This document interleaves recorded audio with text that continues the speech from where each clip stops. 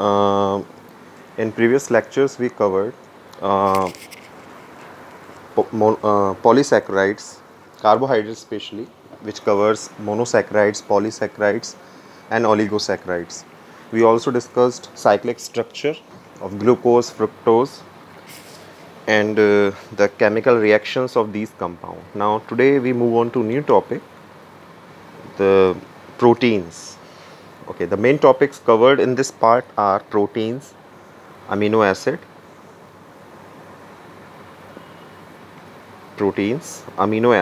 classification and zwitterine, isoelectronic point, peptides, peptide linkage. Okay, so now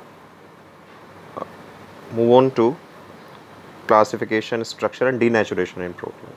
Now proteins are high molecular mass complex.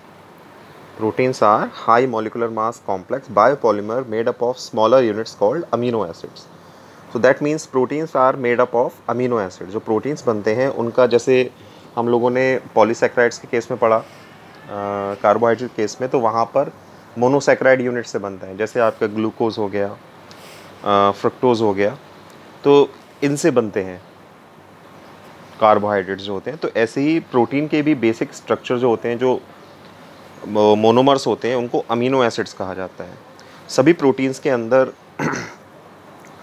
Carbon, hydrogen और oxygen, nitrogen and sulphur, कुछ case में sulphur भी होता है।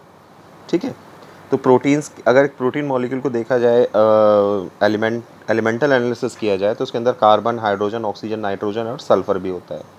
Some of these also contain phosphorus, तो कुछ में phosphorus भी होता है, phosphorus, iodine and traces of metals like iron, copper, zinc, manganese.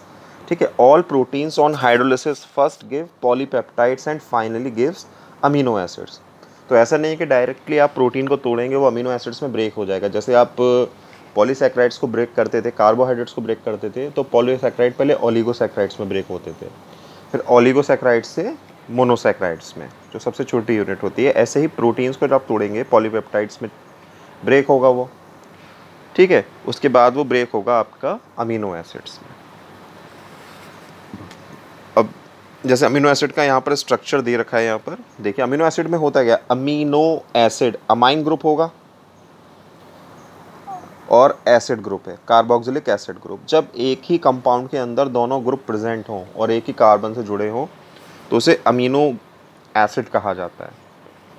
ये टर्म यहाँ से आता है, जनरल स्ट्रक्चर ऐसे ही आपको रिप्रेजेंट करना होता है। आर यहाँ पे कोई भी alkyl group, number of carbons में भी 1, 2, 3 कुछ भी हो सकता है इस केस में। ठीक है, now move on to new topic, next topic, classification of